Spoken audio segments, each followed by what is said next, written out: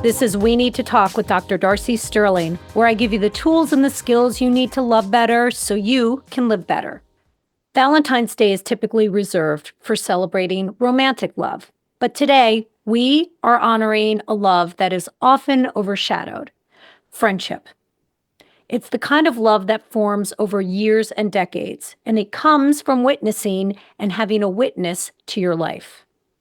My niece Ashtyn, who you've met and come to adore, has been inseparable from her two best friends, Claire and Danielle, since middle school.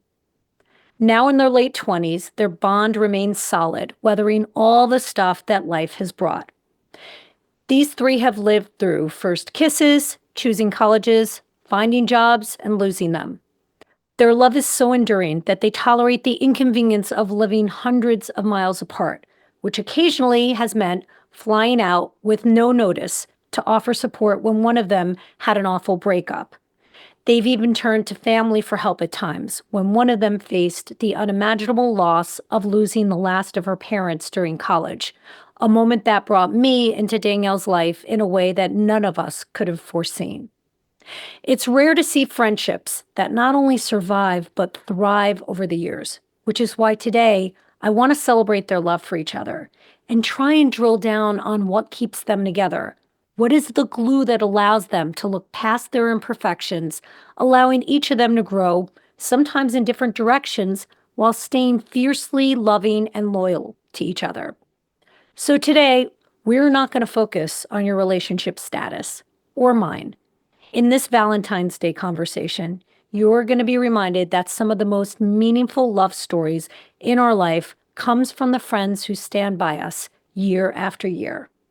I want to start by saying that until or unless you have seen these three women together, you cannot imagine how ambitious it was to invite them on together with no rules and to hope that we emerge with audio that everyone can hear and understand. They are very high energy, and they speak shorthand, like the way twins and triplets can develop their own language. So, with that disclaimer, let's get into it. What was your first memory of meeting each other? Ashtyn, can I start with you? Of course.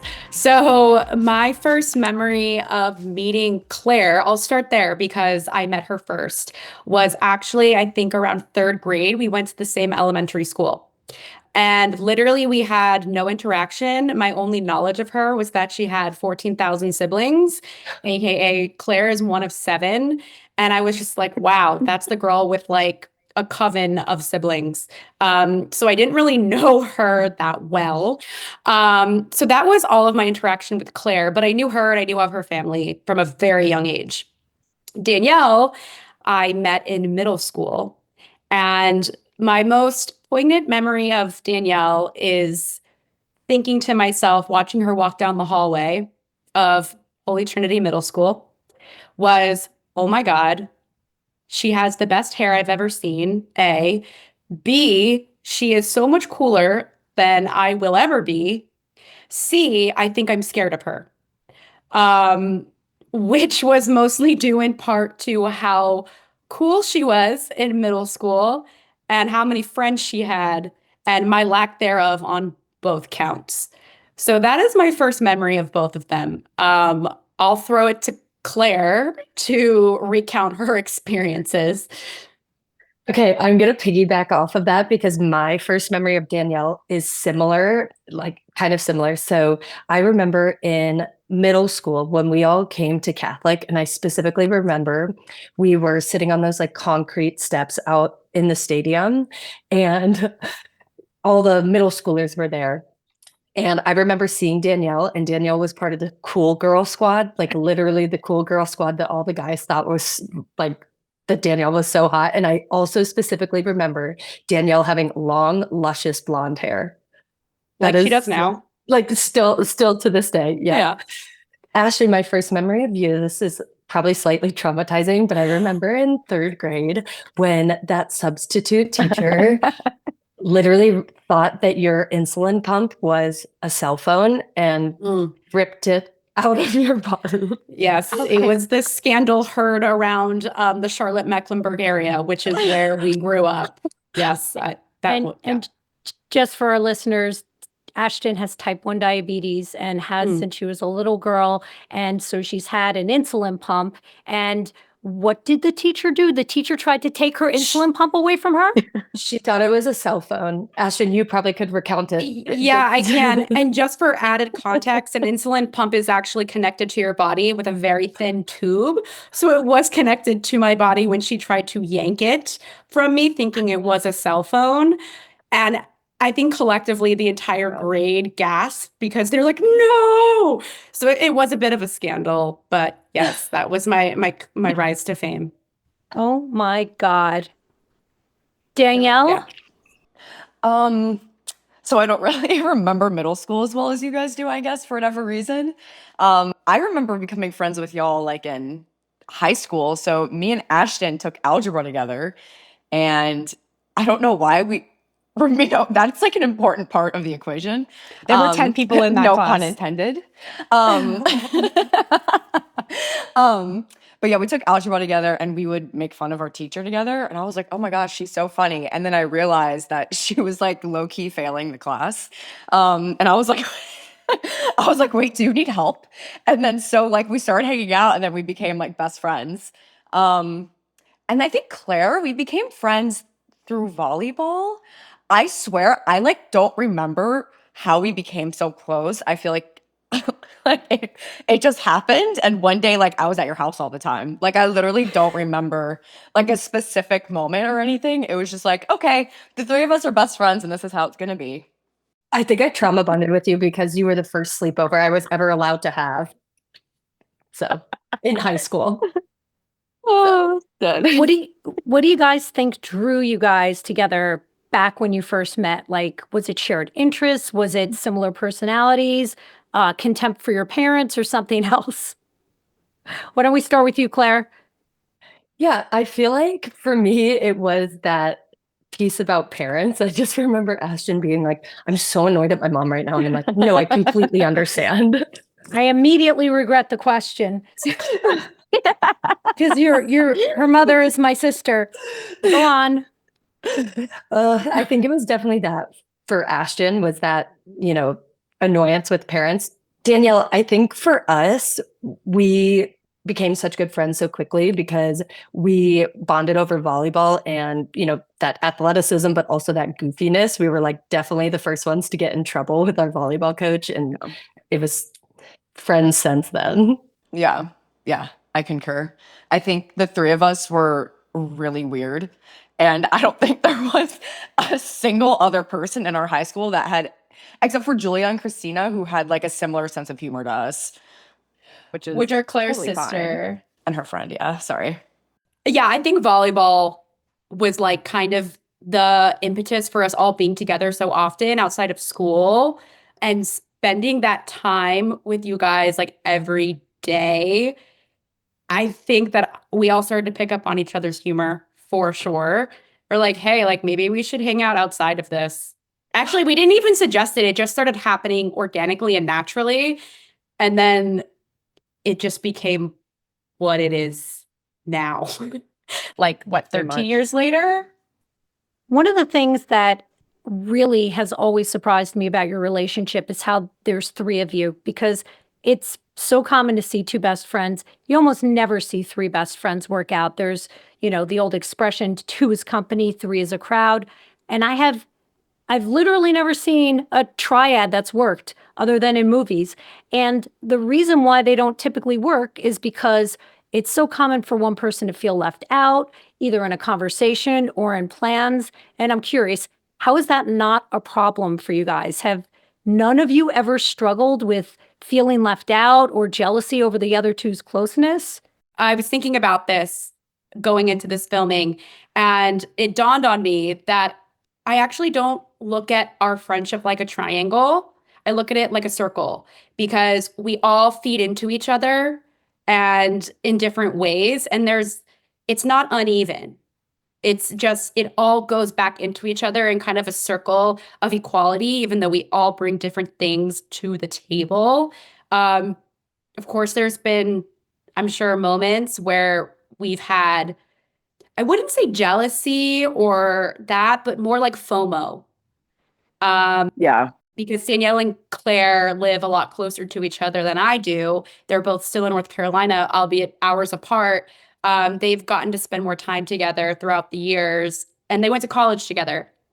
Um, so I wouldn't say I personally struggled with jealousy, but I did struggle with FOMO and knowing that they're not just a car ride away. But I'll let them pipe in with how they felt differently.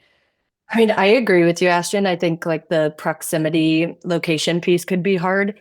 For me personally, something that I don't think I struggle with this all the time, but it was at one point something that was hard was the fact that you guys are actually family. And I'm like, not actually your family. So, you guys have done an amazing job. Like, I was worried. I was like, oh, well, I want to be there for Christmas. I want to be there, for Rosh Hashanah and all those things that you guys celebrate as a family. And I just was worried that was going to be an issue, but you either FaceTime me or I've been lucky enough to be invited to eat dinner with your family, at Rosh Hashanah. So that hasn't been an issue, but there was a part of me that was worried. I was like, gosh, am I going to be the fifth wheel to this incredible family? Darcy, Steph, Ashtyn, and Don's, and then there's just me. But I've yet to really feel that. So it's always here, but I haven't felt that. And just to clue listeners in, Steph and I years ago adopted Danielle. So that made Ashtyn and Danielle officially cousins. And when I suggested that, they both course corrected me and said, no, we're sisters. And so is Claire. So, and I've always. We didn't forget about you. No, We not couldn't. at all. No, and I love having you for holidays, Claire. You are always welcome for the holidays. But thank you. But I think that's fair, and I think that's reasonable. That makes a lot of sense to me. It actually had never even occurred to me that you might feel left out. How about you, Danielle? Do you ever struggle? Not currently. I think I have. I wouldn't say jealous. I think I've gotten more like FOMO, like Ashtyn said. But like, because I looked at that and I like was like thinking about it, and I was like, I think it had a lot more to do with me and where I was at, like in my life, than it actually did like our friendship. Like, I think that it was more so me, but I definitely had like that FOMO feeling. Like, I think when Claire lived in New York, and like, I think that like maybe they talked a lot more and I was just younger. I didn't really make the effort to keep up communication. But now that we're older, I think we do a much better job about it. Like, we would like not text each other when we were like 20 and just be like, that's my best friend. But I like don't really talk to her that much. But like now we talk, I feel like pretty often. So I think it was just like that phase of my life more so. To go back to that, it just reminded me, I think college, like you said, Danielle, when we were younger, when we say younger, because we've known each other for so long, college, I think, was probably where we might have all experienced maybe a little bit of feeling excluded at certain points.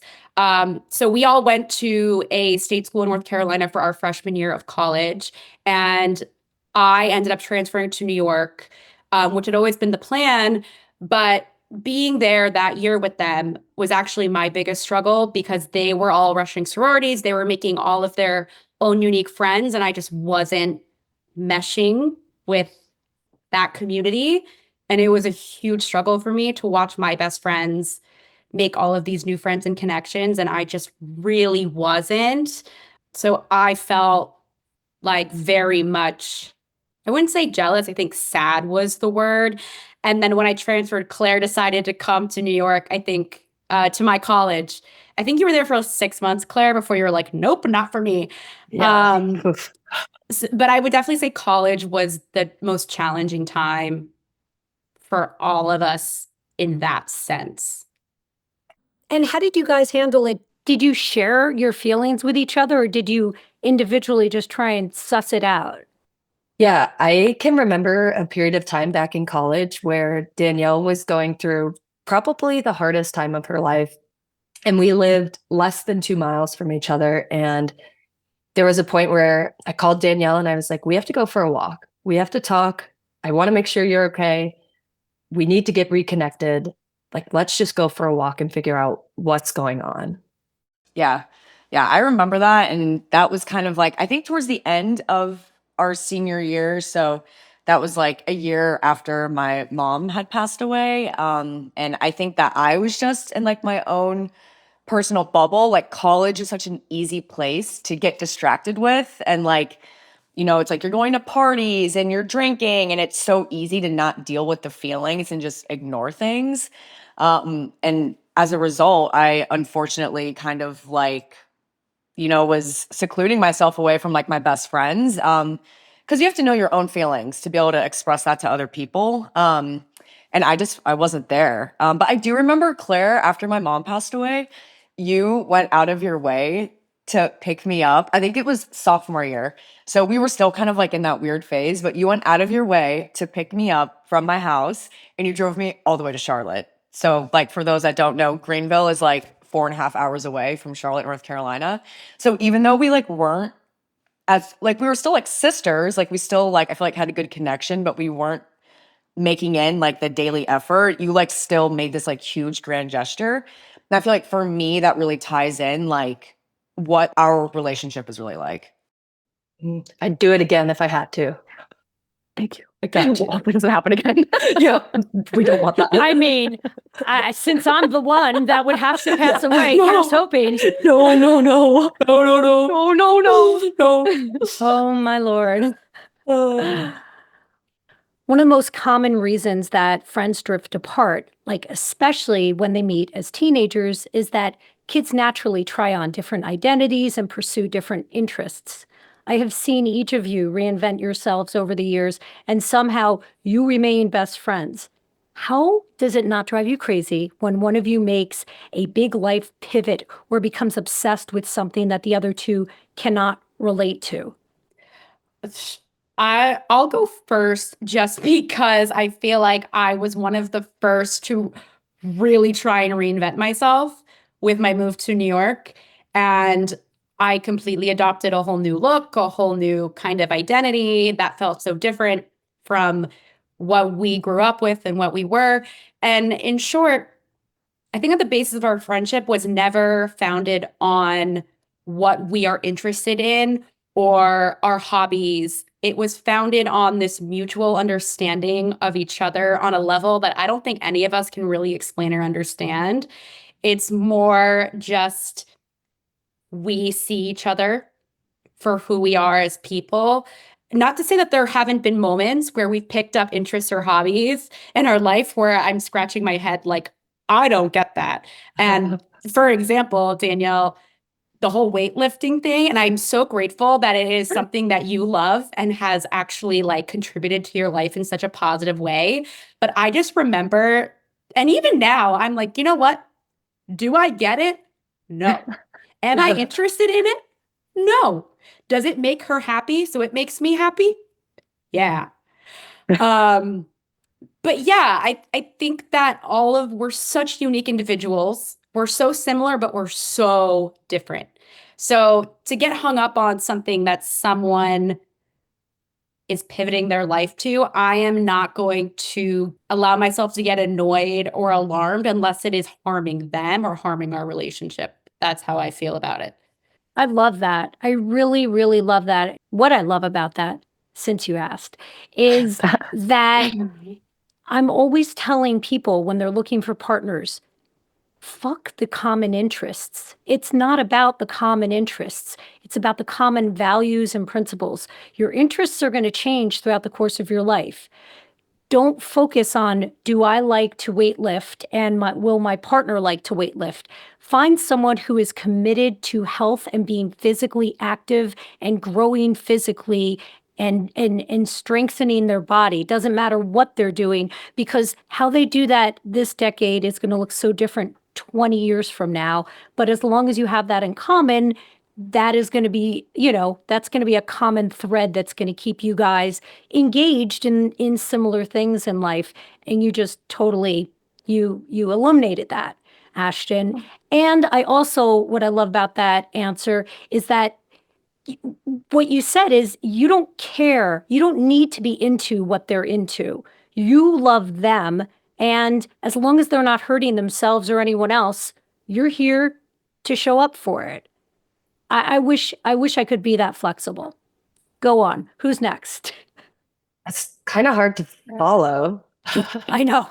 It is. But I completely agree with everything you said, Ashton. And I think too, it's like I feel like there is like a certain level of like respect the three of us have for each other because we have seen each other go through like everything. Because we've been best friends since like, high school, since we were like 14, 15 years old. So, and we're 28, 29 now. So it's like we've seen each other go through ups and downs through all these different things. And it's like, I feel like we just have so much respect for one another.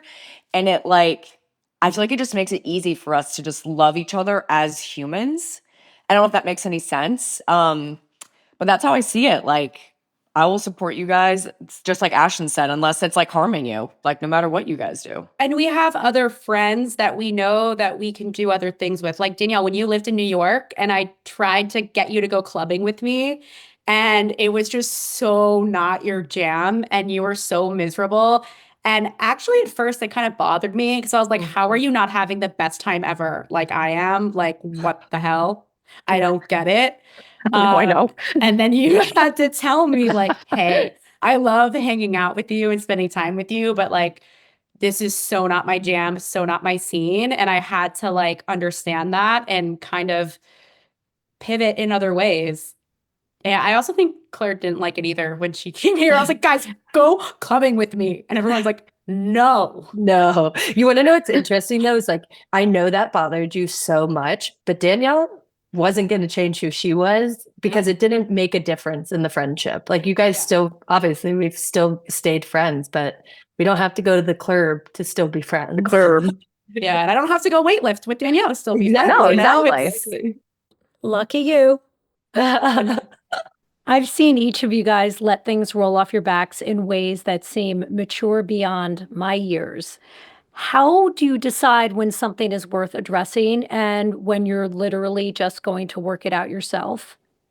I can sort of piggyback off of what Ashton had just said, because I think that is the answer to this question. It's like, unless something is really harmful to like our relationship, I don't know if we necessarily have to address it. Like if it's something that's bothering us, yes, like we can talk that out. But like in terms of really addressing something, unless it's again harmful, I don't know. I think a lot of things can roll off. Yeah. And we annoy each other for sure. Like, Yeah. there have been so many times where interchangeably one of us has been like, oh my God, Claire is annoying me so much, or Danielle is annoying me so much. The difference is that we will say that right in front of their face and not And never, behind. and never, right. I true. was just going to say, never to me. Never to me. Never when one of them walks out of the room. I just see you handling things in a way that is like a master class. And I didn't teach you guys this stuff. No. Not that I'm the oracle that has to disseminate every relationship skill there is known to man, but you didn't learn it. I don't want our listeners to be like, well, Ashtyn's been your niece for her whole life and Danielle's been your daughter for 9 years. Like, I don't want people to think that any of that came from me. It seems intuitive. Please carry on with the explanation. I think there's another part of that too that's like, I, to my core, to my heart, know that neither of them are going to go and get in a room and just straight up talk shit. Like that will never happen. And again, to Ashton's point, if it is talking shit, they're going to come say it to me, or we're going to go say it to Yeah. Ashtyn, Yeah. or we're going to say it to Danielle. So I think that really makes a difference when you like, we just fully trust each other. Yeah. And we've all we've seen each other through like their lowest of lows. So I think we all understand when something is an aggravation in a moment or versus a bigger problem. Because it's not always been sun and rainbows and fun, but I feel like at the end of the day, we all know that it will be that again. Yeah. Like there's never been a concern I can safely say throughout our entire friendship where I've been like, fuck, this might end the friendship, or I think our friendship is ending. Like that's never been a question in my mind, even when there's been a disconnect or there's been distance. Like it's never been a concern, I feel like. Yeah. We've also all created a space where each other is not scared to say something to the other, because we can take feedback and we can take constructive, friendship guidance or whatever you want to call it. So I think that makes a difference. The emotional safety is everything. When you know you can come to each other with anything, it seems like it diminishes the need to talk about everything, you know? And because you know you can bring things to each other and you're going to be open to it. I was hoping that listeners could get some takeaways. Like I go through this if then proposition in my brain, but no, you don't. It's just like intuitive. I still I find it amazing. I marvel at it. If I could do that in my friendships, and I can now, but I certainly couldn't at your age. I'd have so many more friends in my life. I think we got a little lucky. Yeah. Yeah, We got a it's little lucky. we're a weird little coven that Yeah. I don't think anyone understands exactly why or how we are the way that we are to this day. Still, people from high school reach out to me whenever they see I'm with you guys. And I'm sure you guys get some part of this too. Like, oh my God, I love that you guys are still friends. Like, that's amazing. And I'm like, honestly, I don't really think either of us has a choice. Yeah. It's just like predetermined or something. Yeah. Can't explain it. It's so interesting. You know how, I don't know if they did this in your high school, but what they used to do is they would like your senior class would vote on most likely to succeed, most likely to be a comedian, Superlatives. right. So they should have had one for most likely to still be BFFs 40 years from now. You would have won it. For sure. Yeah. We will win it. Yeah. We've won it in our minds. That's all that matters. Yeah. Support for this episode comes from Mindful Care. Right now, it feels like the cracks in our society have grown deeper. Political polarization, economic uncertainty, and constant stress can leave anyone feeling stuck. Mindful Care offers same-day access to expert clinicians and personalized treatments to help you feel like yourself again. And they accept all types of insurance, so support is just a call or a text away. Contact Mindful Care at 516-505-7200 or visit mindful.care to book your appointment today. When one of you is struggling, how do you provide support without overstepping or making assumptions about what they need? I feel like we're still figuring that out. I don't know. Yeah, it has changed. I feel like I know for me, I've definitely overstepped sometimes where sometimes like I've said something and I'm like, okay, Danielle, that was too harsh. And I think like, and there have been a few times that's happened. Christmas and, like other like life events where I'm like, okay, I'm like, I guess like personal reflection where I'm like, okay, I can maybe like be a listening ear. And I think it's just for me personally, I don't know about you two, but I think I've just been trying to read y'all's emotions a little bit better and just like know when it's like, okay, how much are they struggling? How much do I need to be real in the nicest way possible? Or like, can I just support them right now? I feel like there's just like that difference and struggle between, am I supporting them or do I need to be real? There's always like that balance and just kind of knowing like, what's the severity of this? Where am I at? So for me personally, that's what it is. Yeah. I struggle sometimes with that too, because we do have such that raw, honest relationship that sometimes I feel like I jump the gun and go straight into tough love or just brutal honesty. And I have found myself being like, too, the same way like you, Danielle, being like, okay, are they asking me to listen or are they asking me to help? And there's a difference. But I think we've also gotten a lot better at communicating what we need from each other. So instead of just throwing out a blanket like gripe or self-disclosing something that's bothering us, we'll say why it's bothering us. And I feel like because we do that, we're all better equipped to help each other in sussing it out. Also, we do kind of like confer with each other without one person there.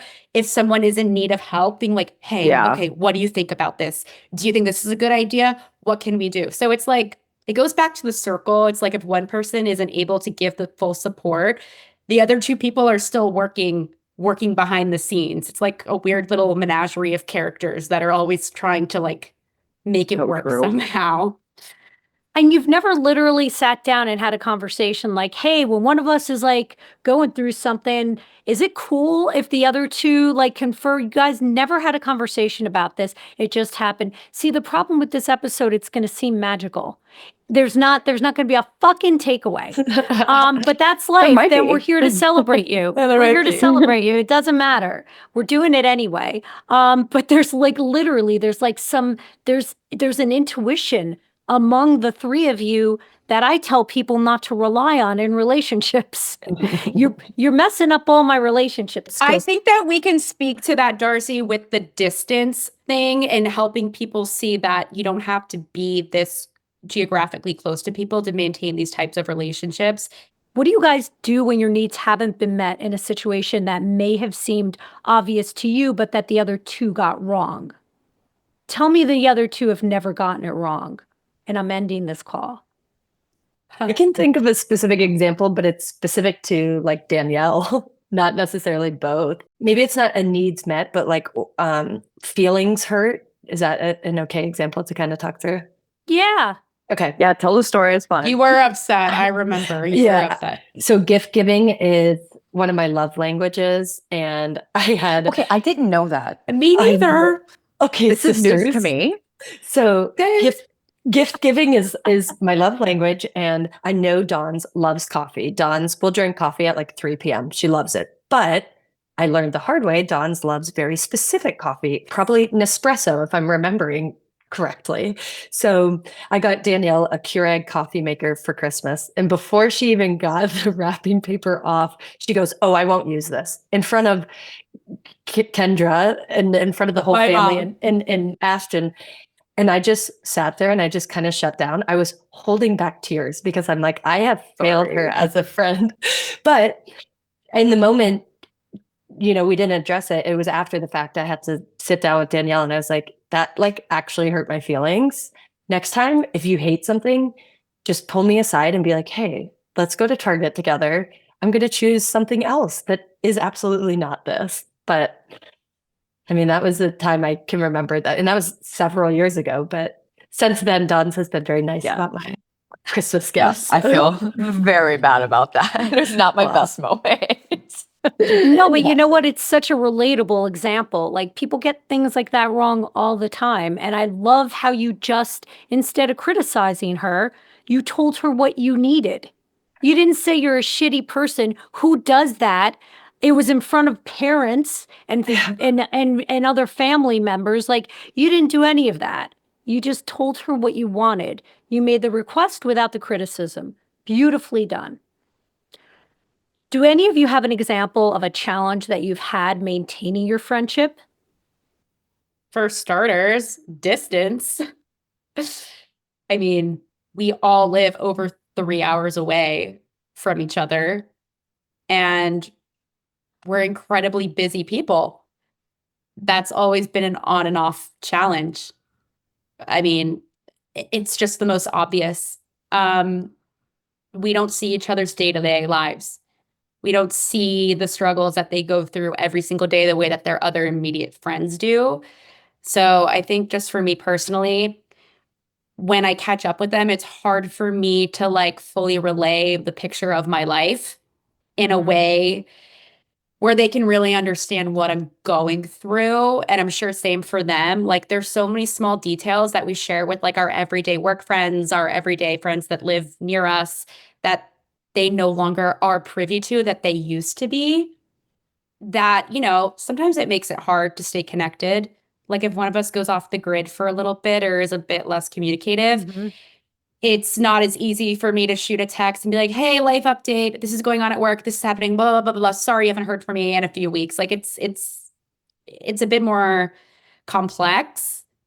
Does it make you want to be more present on social media, at least on the aspects of it that Claire and Danielle share with you, not the ones that are public? Because I know that you have your own.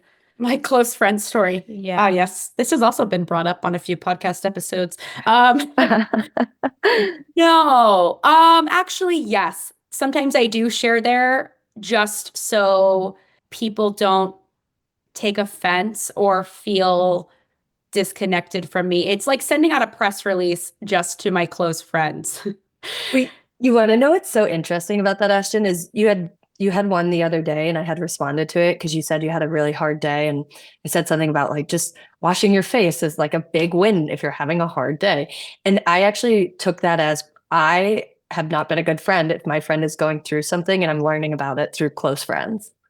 But so, but I also realized that I hadn't been communicating. I could have reached out and asked for help. I could have called you. So I think that for me personally is the challenge. And that's also kind of like a me thing, is knowing to reach out and connect with you guys, even when I don't necessarily want to connect with people. I think that's the Yeah. challenge is we get super, I know for me at least, because I'm a little bit more on the introverted side. So like, and I'm a personal trainer. So, like I'm talking to people, pretty much all day. I don't know, you guys don't wear me out. So I don't know, but it is easy to just kind of like. But humans, generally speaking, do wear out introverts. Yes. Yeah. And it's just easy to come home and not, disclose anything that's going on. And then, the next thing you know, it's been like 3 weeks and you're like, I know for me, at least recently, like, I'm like, okay, hey, what's going on? Like, hi, hello, let's call, FaceTime, text, something, some sort of update. And I think we're getting better about that the older we get. Yeah. But like, I completely agree with you. Like, that's definitely probably the biggest, I guess, thing about maintaining. But even like when we weren't talking in college, like it was still just like this unspoken bond that like I knew, like, these are my girls, like, forever. So even if we're not hanging out all the time right now, like there's just some sort of bond there. And it does suck. And like Claire just got engaged and like Yeah. seeing all her friends post like the stories of it, the ones that were there and like all of those things. I was like, oh my God, like I'm not I concur. there. And like I'm not even gonna be there to like do parts of the planning with you that your closer friends are able to do. And it's like that is a challenge. But I think it's something that we've gotten used to. But it sucks at the same time still. Well, what's interesting too is like it was really sad that you guys couldn't be there, but at the same time, as I'm planning, I know I could choose quite literally any date to get married, and you guys will be there. Like, Yeah. like you will make it happen. I So would quit my job if I had to. Honestly. I love that. What's a specific moment when one of you guys really showed up for the others in a way that strengthened the bond, even if it was just two of you? I can think of one. This was 2 years-ish ago now, but when Ashtyn's last relationship came to a very traumatic end. Episode 1. Episode 1, yep. Danielle, when we found that out, I think Ashtyn had called or texted us, and that night, Danielle and I got online, ordered our plane tickets, and we were there in 72 hours or whatever was feasible with work. And that was, I mean, there was no question there. And I think that really meant a lot to Ashtyn. I know Oh my it did. God. It did. What I remember about that is when Ashtyn first learned of, when she first found out she was being cheated on, I went to the city, picked her up, brought her home to the house here, the beach house, and she was here for 3 days.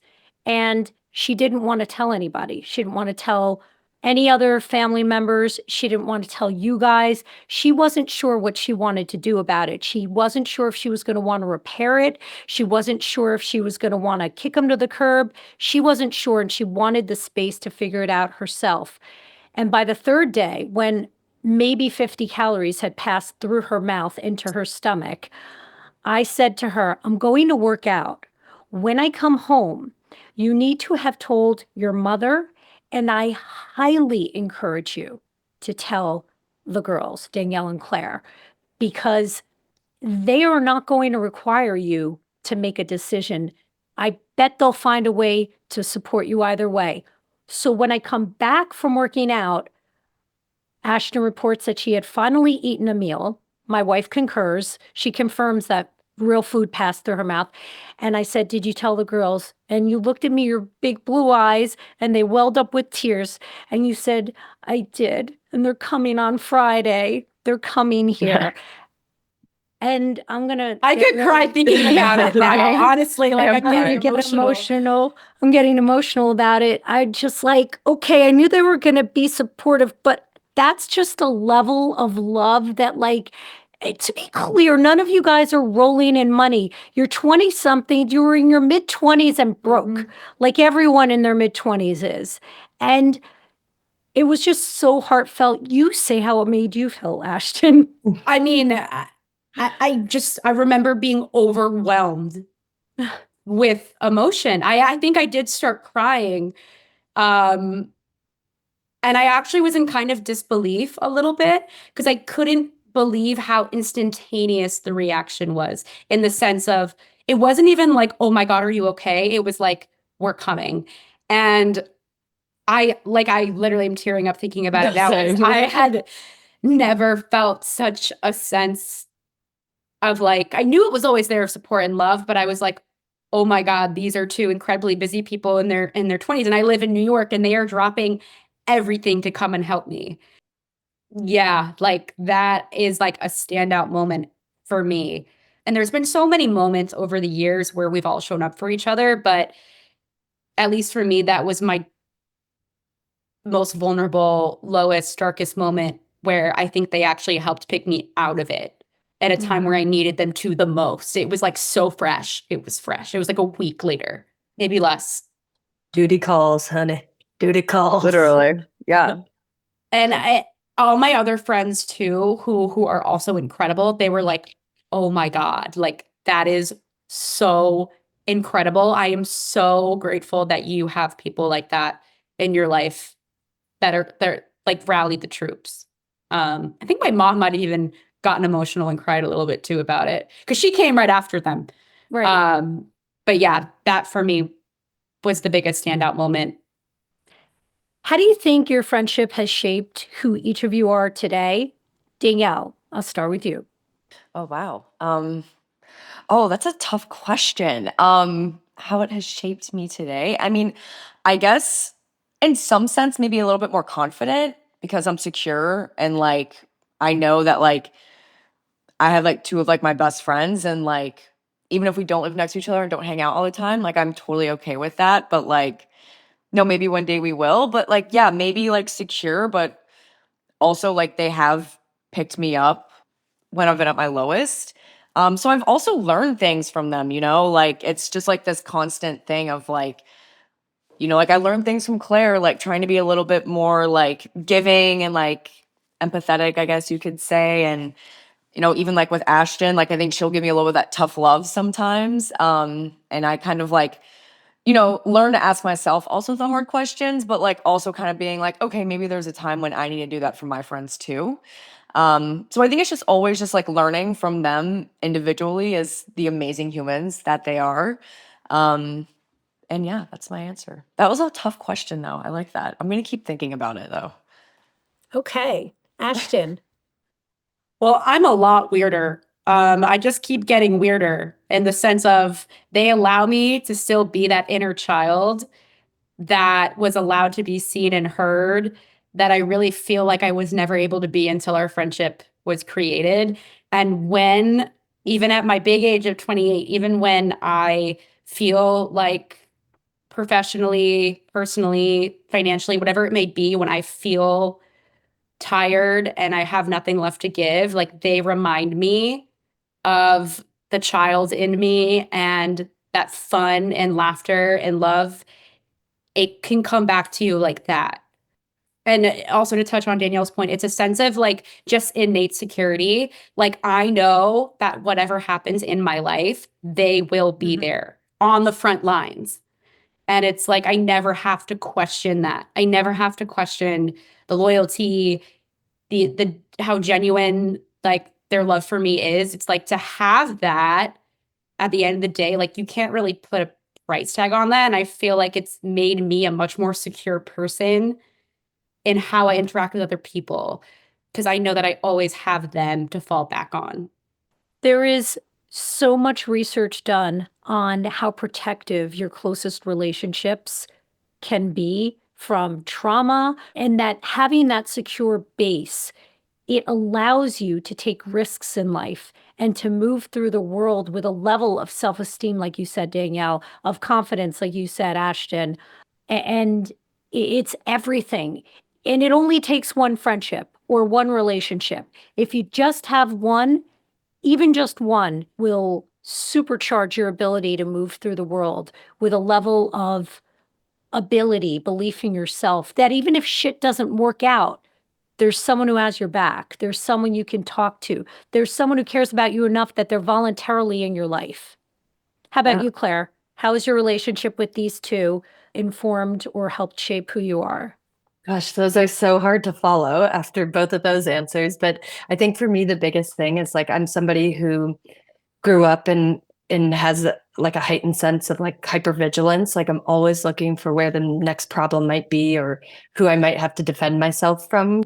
And I've never felt that way with Ashtyn or Danielle. And I feel like they've taught me to just learn how to navigate that a little bit in relationships outside of them. And I think to Danielle's point, they both have taught me things in different realms. Like Danielle has a really faithful side of her, and she's taught me how to be more gentle and, considerate of all things faithfulness. And Ashtyn, to Danielle's earlier point, Ashtyn, you do give tough love, and you have taught me how to have that confidence to have those hard conversations. So it's just I love both of them so much. And I feel like in the last, like, how long have we been friends now? Like 13, 14 years. that's crazy. And How old are we?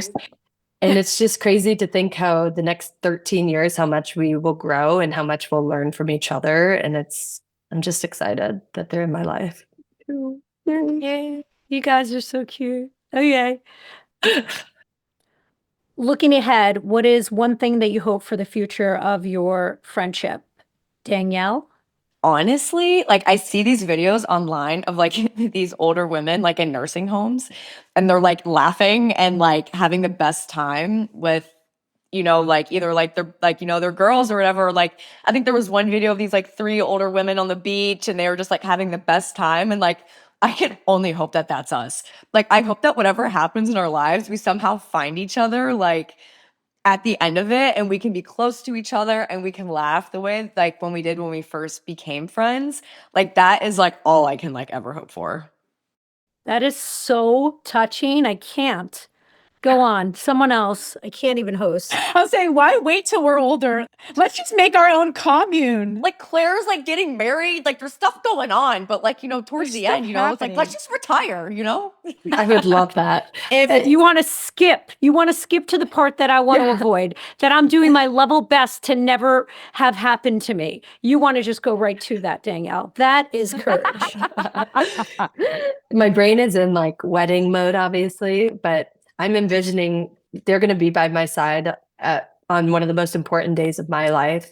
And, one day I want to have kids, and there's only two people I want on the other side of the sheet when I'm giving birth. So, those are the kind of things that I envision this friendship doing, is just being there for those huge, important moments.